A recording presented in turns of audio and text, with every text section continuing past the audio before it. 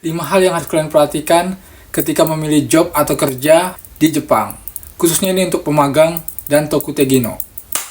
Yang pertama, Wak, di Jepang itu 5 hari kerja dalam 1 minggu. Jadi kalau misalnya nih, kalian di LPK beritahu kalau masuknya itu ada sesekali hari Sabtu, itu ditanya, itu dikira lembur atau gaji biasa gitu. Karena banyak kasus itu jadi nggak dibayar, Wak, gitu. Jadi hati-hati. Jadi istilahnya, kita datang ke sini ya nyari duit kan. Kalau kita kerja hari Sabtu nggak dibayar, itu sama gotong royong, Wak, namanya gitu.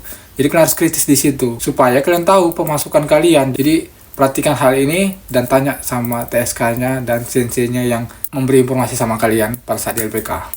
Yang kedua, khusus kalian yang ditawari pekerjaan di Gemba atau di lapangan, khususnya Tobi ya, atau perancang bangunan.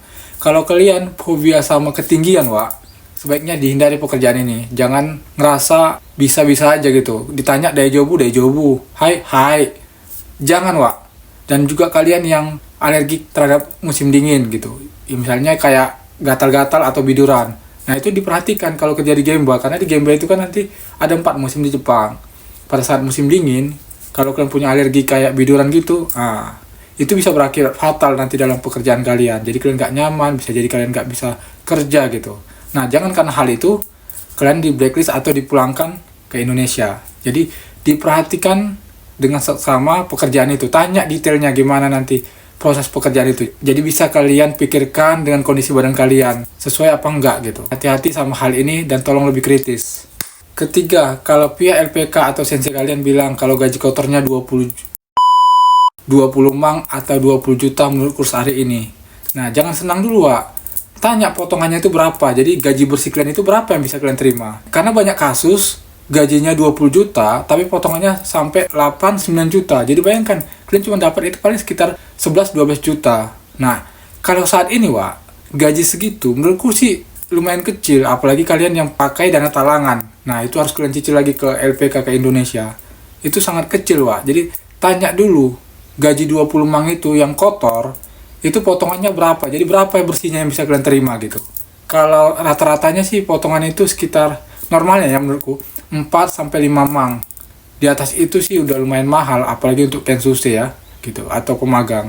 Jadi kalian harus lebih tanya lagi, seberapa sebenarnya yang gaji bersih kalian. Jangan jadi patokan gaji kotornya, Wak, gitu. Karena di Jepang itu, kalau kita nggak memperhatikan itu, ada-ada aja potongan. Pajak, asuransi, sewa, asrama, atau apa tuh, gitu. Dan satu lagi, udah potongannya mahal, sampai 9 mang gitu, bisa jadi kalian nanti satu kamar 2 orang. Nah, ini juga jadi masalah nantinya gitu.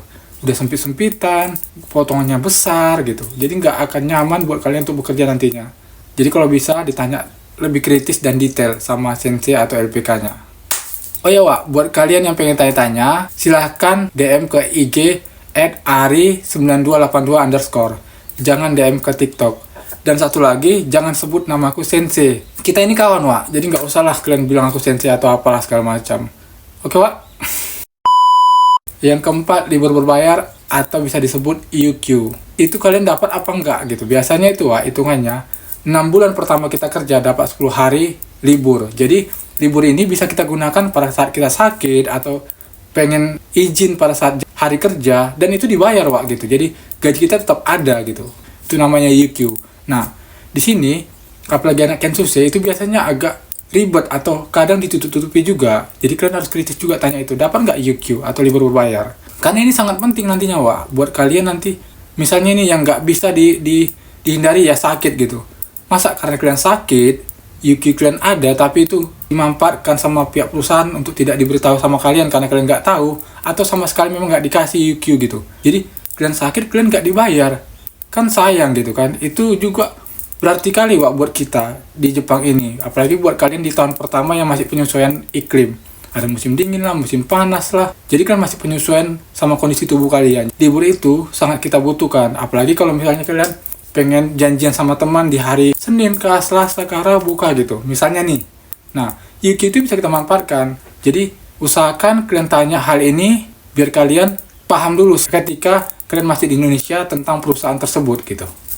Yang kelima dan sekaligus yang terakhir. Jadi, Wak, ini masalah klasik aja, tapi ini bisa berdampak kenyamanan kalian selama kalian magang atau kerja di Jepang. Yaitu usahakan minta satu orang satu kamar, walaupun satu apartemen ya, satu apatu, tapi usahakan punya kamar masing-masing, Wak. Karena kalau misalnya satu kamar 2 orang, itu paling sebulan 2 bulan ya enak sama teman kita, tapi untuk berikutnya, apalagi untuk bertahun, itu sangat nggak efektif menurutku, Wak. Bayangkan aja kan, namanya juga kita kan ada hal-hal yang privasi menurut kita, atau yang kita pengen omongin sama orang tua atau keluarga, ketika kita punya teman satu kamar, kan nggak enak kan gitu. Apalagi nanti kita udah ngantuk, dia pengen dengar musik atau dia teleponan, kan itu mengganggu kita juga kan. Jam tidur kita pun pasti akan berbeda-beda satu sama lain. Mungkin di jam 9 malam kalian udah ngantuk, sementara teman kalian pengen telepon sampai jam 11 malam, kan bisa jadi terganggu. Nah, faktor-faktor ini bisa jadi nanti kalian selek atau bertengkar. Salah satu hal inilah yang membuat kita bisa jadi nggak nyaman kerja dan tinggal di Jepang. Jadi usahakan dari Indonesia minta sama TSK-nya, sensei-nya, supaya orang Jepang atau perusahaan kalian menyediakan satu kamar untuk satu orang. Jangan hanya berpatokan hai, yang penting bisa sampai ke Jepang. Ujung-ujungnya sampai sini kalian nyesal karena Jepang nggak seindah yang kalian bayangkan. Oke, mudah-mudahan informasi ini bisa menambah pengetahuan kalian. Gua Ari cabut dulu. Ciao.